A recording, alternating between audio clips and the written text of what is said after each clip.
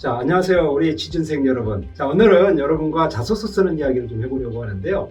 여러분 자소서를 쓰실 때 나름의 좀 스텝이 있다면 이 스텝을 좀 찾아가면서 하나씩 쓰다 보면 어느새 이제 자신의 자소서가 좀 완성되는 이런 모습을 좀 보시게 되겠습니다. 자, 그래서 오늘 7가지 스텝을 좀 밟아가면서 어떤 부분을 조금 더 주력해서 살펴보셔야 되는지, 자, 이 내용 지금부터 진행을 해보도록 하겠습니다. 우리 매니지피케이션이라는 단어를 계속 쓰고 있죠. 자, 여러분이 가지고 있는 잠재력, 또 여러분이 어필하고자 하는 이런 내용들이 사실 경영의 관점에서 상대의 회사의 상대의 조직에게 어떻게 기여를 할 수 있는지, 이런 부분에 대한 관점을 놓지 마시고 지속적으로 좀 쓸 수 있고 접근할 수 있도록 하는 것이 핵심이다, 중요하다, 이런 말씀을 좀 드려볼 수 있을 것 같고요. 자, 제일 먼저 하셔야 될 것은 그거죠. 일단 여러분이 어느 또 직무를 선택하실지를 먼저 좀 정하셔야 됩니다. 왜냐하면 여러분이 이제 어떤 그 업종에서 어떤 직무를 하느냐에 따라 사실 접근하고 좀 어필해야 될 포인트가 많이 다르거든요. 두 번째는 그러면 여러분이 그 업종에서 어떤 직무를 선택하실 거냐는 것이죠. 경영은 이제 한 5가지 정도로 이루어져 있다고 말씀을 드릴 수 있습니다. 그 하나가 이제 우리 R&D 영역이 좀 있을 거고요. 두 번째는 그 R&D 한 거를 가지고서 이제 생산을 좀 하게 되잖아요. 이게 이제 소비자한테 가기 직전까지 물류까지 이렇게 담당을 하게 되는데요. 생산을 하고 이거를 이제 물류를 통해서 사실 이제 영업이 이루어지겠죠. 마지막에 이제 AS까지는 어떤 가치사슬을 짧게 한번 볼 수 있는데요. 여러분이 사실 어떤 직종에, 그렇죠, 어떤 직무에 진행하느냐에 따라 사실은 접근하고 요구하는 그 역량들이 좀 많이 다르거든요. 그래서 이제 면접을 볼 적에 사실은 이제 어디에서 근무를 이 사람이 하게 될지, 또 어떤 직무를 맡게 될지라는 거에 따라 조금씩 많이 달라집니다. 그리고 이제 세 번째는요, 그럼 여기에 해당되는 회사를 한번 좀 보셔야 됩니다. 회사들마다 매년 이렇게 몇 명을 채용을 하게 되는지 이런 것들을 좀 보시게 됩니다. 채용 요강들은 그래서 좀 지나간 것들도 한번 보시는 것이 의미가 있는 것이, 이제 어떤 직무들을 몇 명이나 뽑게 되는지 그걸 한 2, 3년치만 좀 놓고 보셔도 올해는 어떤 정도의 접근으로 할 수 있겠다라는 거를 목표 기업을 한 3개 정도, 뭐 5개에서 한 3개에서 한 5개 정도를 일단 선정을 좀 해놓으실 필요가 있겠죠. 그래서 회사명, 그리고 이제 여러분이 이런 회사를 선택하게 된 이유, 가만히 보니까 이 회사가 지금 앞으로 사업이 이쪽 방향으로 나가려고 하는 것 같은데 내가 이 방향과 관련해서는 이런 경험치들을 가지고 있다. 여러분의 시각에서 표현하는 것보단 상대의 시각에서 그 기업의 입장에서 나를 왜 뽑아줘야 될지, 어떤 부분에 대해서 내가 그 기업에게 어필할 수 있겠는지 그 기업의 시각에서 볼 수 있으셔야 된다. 그러고 난 뒤에 이제 한 3개나 5개 정도가 되면 우선순위를 조금 세워놓는 게 좋습니다. 그 다음 스텝으로 가는 것은 이제 채용 요강을 보셔야겠죠. 채용 요강 속에 답이 있다는 이야기를 좀 드리긴 했는데,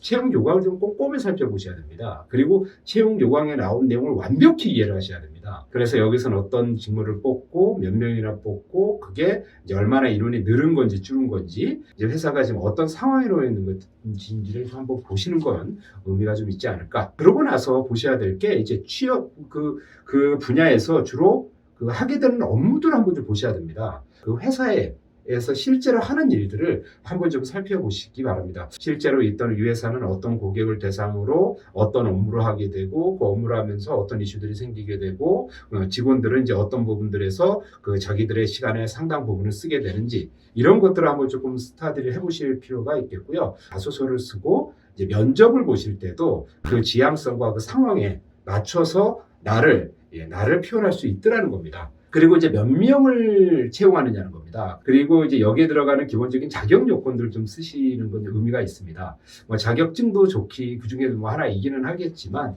그거보다는 한 단계 조금 더 들어갔으면 좋겠습니다. 그러니까 내가 공부한 분야가 있는데 회사에서 채용하고자 하는 분야에 어떻게 연결이 되는지, 이런 것들을 한번 좀 살펴볼 필요가 있겠다는 것이죠. 자, 우리 4번째 단계까지 끝났죠. 첫 번째는 희망업종, 두 번째는 직무, 세 번째는 목표 기업을 선정하신 뒤에 4번째는 이제 채용 분야. 우리 채용 요강을 한번 살펴봐라. 그걸 이제 살펴보신 뒤에, 그러고 나서 이제 인재상을 보셔야 됩니다. 사실은 이제 기업들마다 나름의 인재사항이 여러 가지 홈페이지를 통해서 이제 소개가 되고 있죠. 맞습니다. 맞고요. 그것보다는 여러분이 이제 그걸 기반으로 해서 한 단계 좀 더 들어가셔야 됩니다. 만약에 이 회사가 도전성에 대해서, 도전 정신에 대해서 대단히 많이 강조를 한다. 그러면 당연히 그 회사의 이력을 보면 도전했던 어떤 사업 성과들이 있었을 겁니다. 그런 것들과 연관이 돼서 사실은 자소서나 또 면접을 볼 때 분명히 말씀하시는 게 훨씬 좋습니다. 그런 면에서 또 나는 내가 갖고 있는 도전은 어떤 게 있습니다. 홈페이지에 나와 있는 인재사항을 좀 주도 면밀하게 보고 이게 회사의 어떤 상황이나 그간에 이제 지내온 내용 그리고 회사의 문화와 연결하시면서 사실 구체적인 실천 내용을 좀 뽑으신 뒤에 내가 갖고 있는 경험치하고 같이 연동시키는 거 이것이 핵심이다. 또 이제 재무적인 현황이나 내용들 특성을 조금은 보실 필요가 있습니다. 나중에 기회가 되면 제가 재무제표를 보고 이제 입사 지원하시기 전에 조금 체크해야 될 내용들을 같이 또 말씀 좀 드려볼 건데요. 이런 이제 재무사항이나 함께 최근에 이제 뉴스들 쭉 올라오는 걸 한 3년치 정도만 쭉 한번 이렇게 살펴보실 필요가 있습니다. 그래서 회사가 최근에 이제 어떤 걸로 뉴스가 많이 나오는지 좋은 것도 있을 거고 조금 안 좋은 것도 있겠죠. 그런 것들을 좀 살펴보시면서 이런 맥락이라면 이번에 회사에서는 좀 어떤 부분에 관심을 많이 가지고 접근을 하겠구나. 이런 부분들을 좀 염두를 해두시는 게 훨씬 중요합니다. 이제 마지막 스텝입니다. 자, 마지막 스텝은 사실 이제 자소서에서 요구하는 그런 이제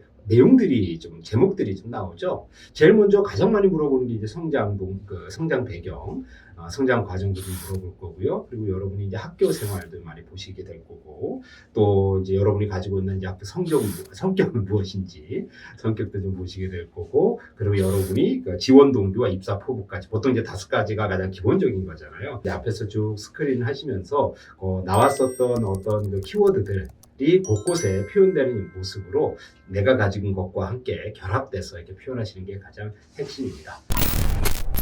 자소서를 작성하는 7가지 단계로 희망 업종과 그리고 희망 직무, 두 번째 희망 직무죠. 그리고 세 번째는 여러분이 지원하고자 하는 기업을 한번 선정을 좀 해보시고 그리고 채용 요강 속에 답이 있다고 했죠. 채용 요강을 쭉 한번 스크린해 보시고 그리고 인재상 살펴보시고 인재상 하나를 이야기하기 위해서는 미션, 비전부터 이렇게 쭉 한번 다 스크린에서 보실 필요가 있겠다. 이 말씀을 드렸고요. 자, 그리고 여러분이 갖고 있는 강점을 뽑아서 강점 매칭이죠. 강점을 뽑아서 매칭시키고 마지막으로 자소서에 쓸 수 있는 작성 전략까지 이렇게 해서 한 7가지로 정리해 봤습니다. 자, 여러분의 행운을 빌겠습니다. 수고하셨습니다.